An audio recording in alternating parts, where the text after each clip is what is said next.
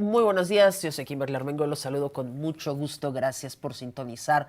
Me lo dijo Adela y precisamente para seguir analizando la detención de Nicolás Maduro desde la perspectiva de la seguridad y la lucha contra el crimen, nos enlazamos con el experto en seguridad pública, Víctor Sánchez Valdés. Él nos va a comentar qué efectos va a tener el arresto de Maduro para los cárteles y el mapa del narcotráfico en América Latina.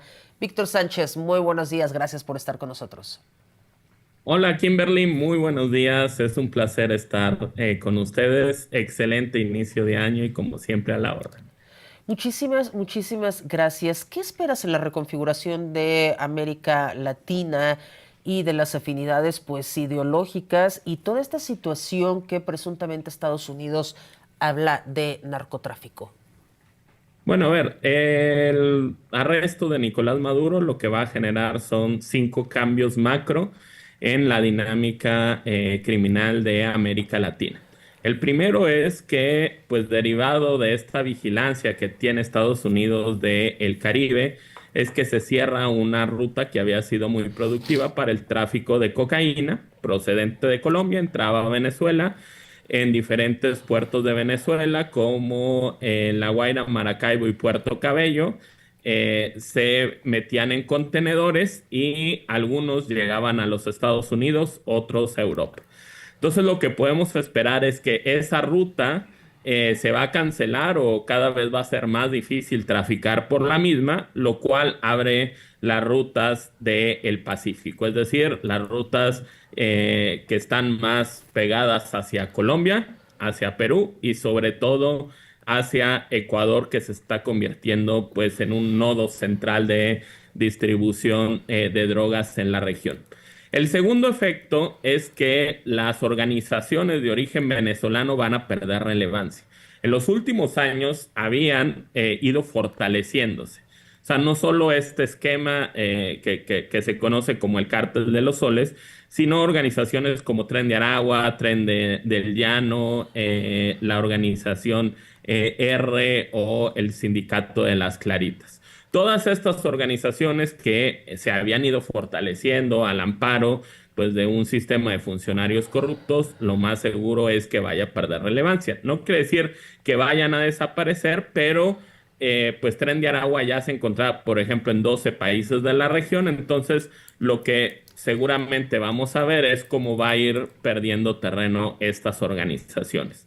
El tercero es que en el juicio de Maduro, pues a final de cuentas la Fiscalía de Nueva York va a tener que presentar una serie de testigos en donde se involucre a esta red de funcionarios corruptos. Es decir, va a tener que especificarse quiénes conformaban esta red, qué función tenían, y puede ser que pues no se limite a actores venezolanos, sino que también incluyan a políticos, a militares, a jefes policiales de otros países adicionales a Venezuela. Luego el cuarto es que esto también se convierte en un escarmiento para los políticos que protegen a las organizaciones criminales. A final de cuentas, el caso de Maduro nos demuestra que ningún político, ni siquiera siendo presidente, está a salvo de poder ser juzgado en el futuro en los Estados Unidos. Y no quiere decir esto que vayan a desaparecer políticos corruptos que ayuden al crimen organizado, pero sí que pues a lo mejor un pequeño porcentaje deje de hacerlo y otro porcentaje mayor pues sea mucho más cuidadoso a la hora de llevar a cabo esto.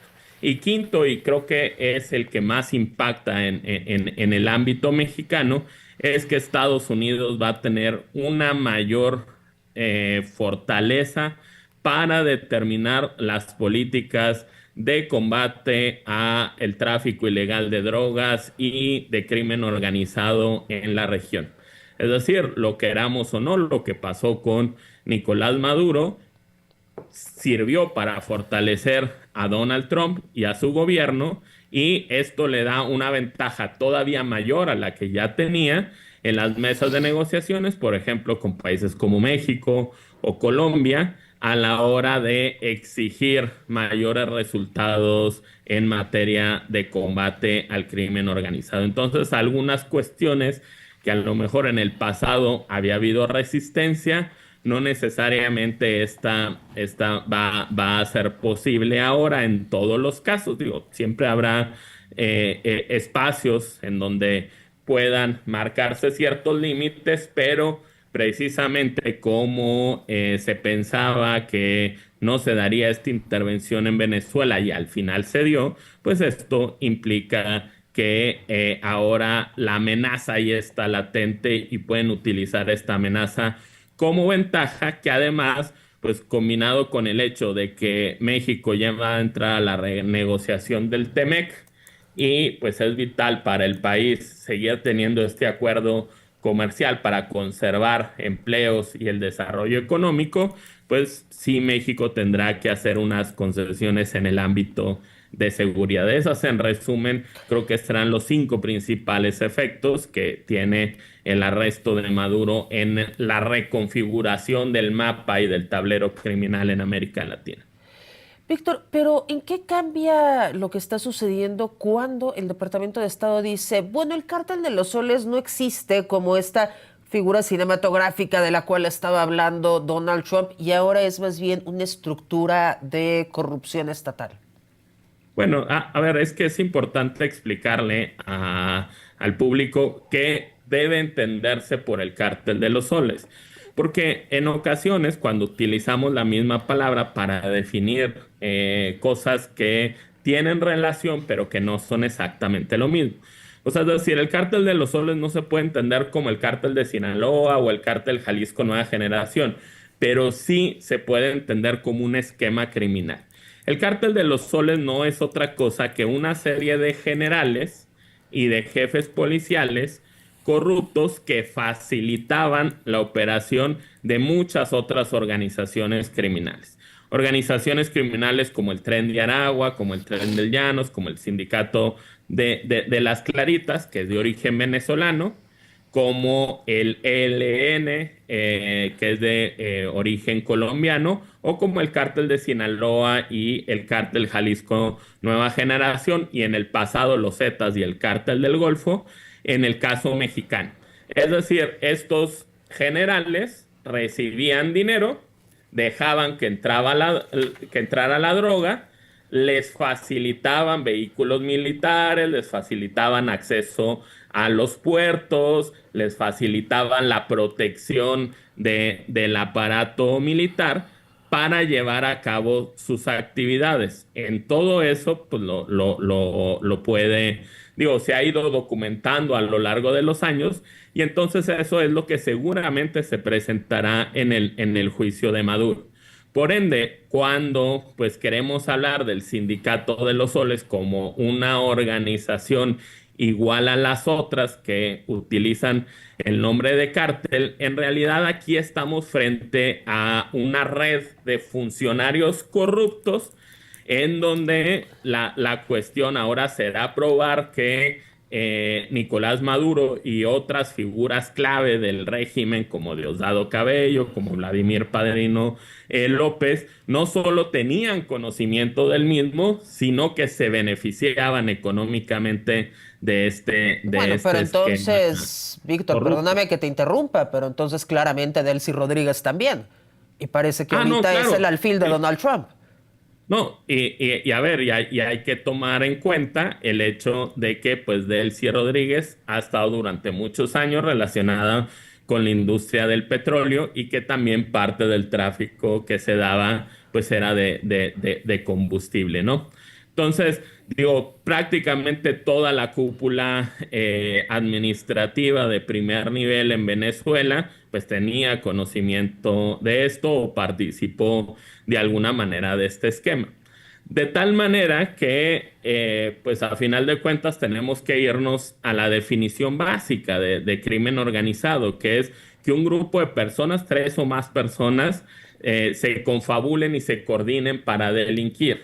De forma que, pues sí se puede considerar una organización criminal, no es un cártel tradicional, sino esta red de corrupción que facilitaba las actividades de otras organizaciones. Por tanto, eso la convierte en parte de la red criminal de todas y cada una de estas organizaciones.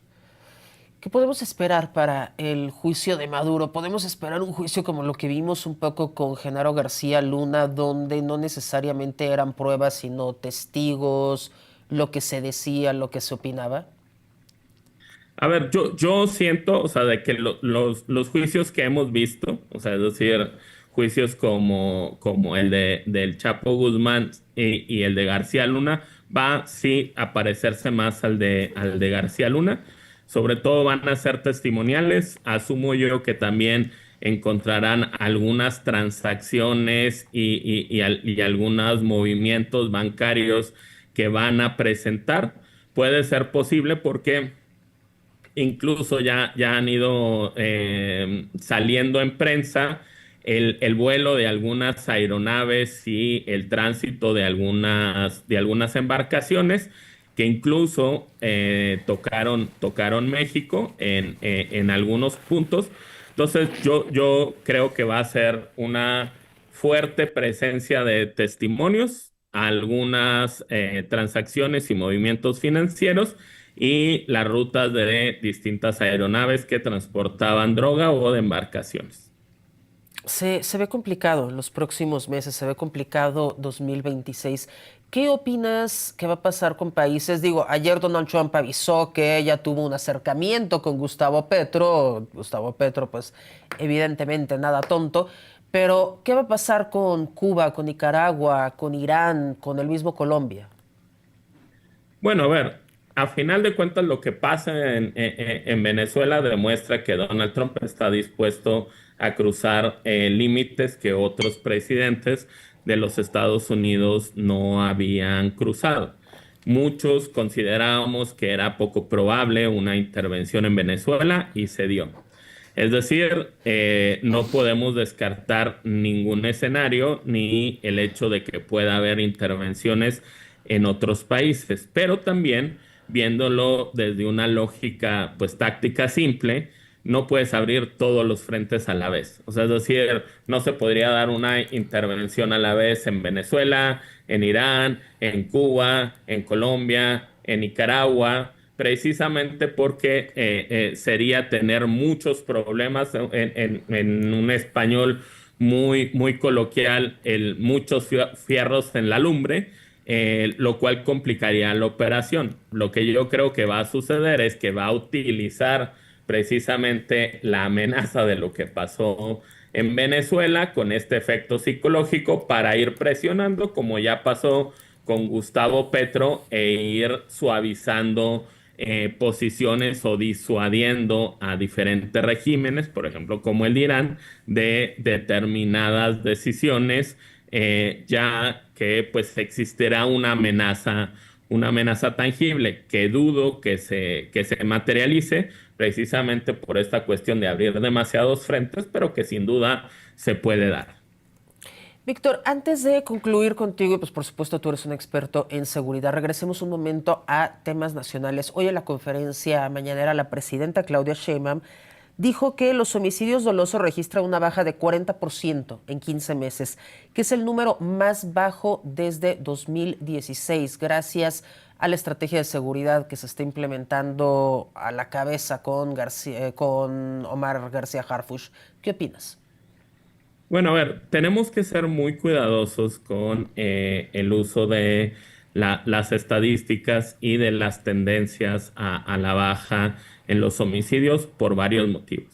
Primero, como lo dijo la presidenta, están tomando como base septiembre de 2024, es decir, uno de los puntos más altos en homicidios.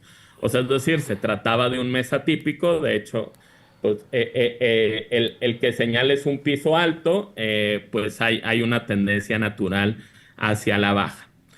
Segundo, algo que han señalado algunas organizaciones de la sociedad civil como causa en común, que es la propensión que se ha encontrado en varias entidades en donde las fiscalías reclasifican muchos de estos homicidios. Es decir, hay una tendencia en donde bajan los homicidios dolosos, pero suben los culposos casi en el mismo porcentaje. O suben otros delitos contra la vida y la seguridad. Y también hay que señalar que ha habido un aumento en el año pasado, en 2025, de un 74% en la cantidad de desaparecidos. Es decir, puede ser que hayan perdido la vida estas personas, pero sus cuerpos fueron desaparecidos precisamente para no dejar rastro. Y esto lo tenemos que conectar con el hecho de que la percepción de inseguridad subió precisamente más o menos en el mismo periodo que señala la presidenta, o sea, es decir, de septiembre de 2024 a septiembre de 2025, que fue el corte del tercer trimestre de la ENSU, ha subido un 5% la percepción de inseguridad en el país. Es decir, no se explicaría que haya una caída tan abrupta del 40%, es decir, casi la mitad de los homicidios, pero en el mismo periodo las personas se sienten cada vez más inseguras. Esto nos habla que pues al menos tenemos que ser cautelosos y que quizá el efecto, digo, y como lo ha dicho otros especialistas como Eduardo Guerrero, que lo más probable es que la caída en los homicidios esté más cercana al 18% que al 40% que en realidad está presentando el gobierno. Pues nos vamos a mantener muy al pendiente. ¿Cuáles crees tú que son los retos más importantes que tenemos que enfrentar en este 2026 en México? Bueno, a ver, yo creo que es muy importante la pacificación de distintas zonas que han tenido alzas muy relevantes en la cantidad de homicidios. Sinaloa, en específico el área de Culiacán, pues es muy relevante porque ya llevan mucho más de un año en una guerra abierta. Lo que está pasando en Michoacán debe preocuparnos a todos. Lo que está pasando en la zona central de Guerrero también, pues es muy relevante. Hay ciudades que habían tenido una tendencia a la baja, como Tijuana o Ciudad Juárez, y que esta tendencia se está revirtiendo. Creo yo que es muy importante pasar a un siguiente nivel, o sea, no solo de combate a las organizaciones criminales, sino también entender un poco en el paralelismo con Venezuela, que también hay políticos y personal de seguridad que protege a estas organizaciones criminales y que precisamente el hecho de que haya cambios profundos y que sí se noten pasa por llevar a estas personas ante la justicia e ir destruyendo estas redes de protección del crimen organizado. Creo que se han tenido muy buenos avances en el tema de combate al huachicol, pero se necesitan atacar con mayor fuerza a las organizaciones que los provocan. Creo que se tiene que seguir con la limpieza en los puertos, en los puestos aduanales, o sea, que sirven de entrada no solo al huachicol fiscal, sino también a armas, a precursores químicos para el desarrollo de drogas sintéticas. Víctor, tú escribiste el artículo Posibles efectos del secuestro de Maduro en el mapa del narco en América Latina. ¿Dónde lo encontramos? Está en la página de Animal Político, digo también pues en mi cuenta de ex, en Víctor, Víctor Zambal o en Animal Político en la pestaña del plumaje, ahí lo pueden encontrar y leer. Y antes de terminar contigo, muy interesante que lo nombras secuestro, porque mucho se ha hablado de eso, eso ha generado mucha polémica, si es una extracción, si es un secuestro, ¿quisieras redondear con ello? Bueno, es que Estados Unidos, digo, aun y cuando podamos aceptar que Maduro es un dictador y que le hacía mucho daño al pueblo de Venezuela, pues lo cierto es que el ámbito de atribución o de aplicación de la norma, pues no faculta a que Estados Unidos entre en Venezuela. Invariablemente se podrá criticar mucho a Maduro, pero pues lo cierto es que pues no, Estados Unidos no tenía pues ninguna facultad para ingresar y pues si bien ya es una situación de hecho en donde pues lo lleva a la justicia norteamericana y podrá no recibir ninguna sanción, ni el gobierno norteamericano ni quienes tomaron esta decisión, pero pues lo cierto es que contraviene pues toda la legislación internacional y obviamente el ámbito de aplicación de derecho, que en este caso sería el de Venezuela para este territorio. Pues esperemos que este tipo de modelos no se repliquen en otros lugares. Muchísimas gracias, como siempre, Víctor Sánchez Valdés, por estar con nosotros, especialista en seguridad. Gracias, que tengas muy buen día. Ha sido todo un placer, Kimberly. Excelente día. Gracias, el placer es mío, como siempre.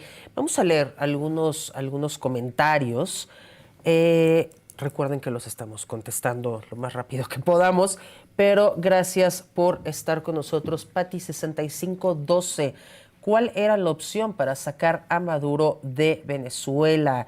Mayela Monreal, no fue secuestro porque se estaba buscando a Maduro. Entonces, por favor, váyanos diciendo un poco más. Conciencia, tú estaría bien para preguntarle directamente.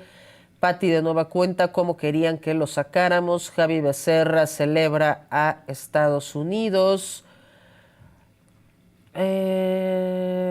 Bueno, muchos que ponen que dejen su like. Rome Pama, muchas gracias en especial por tus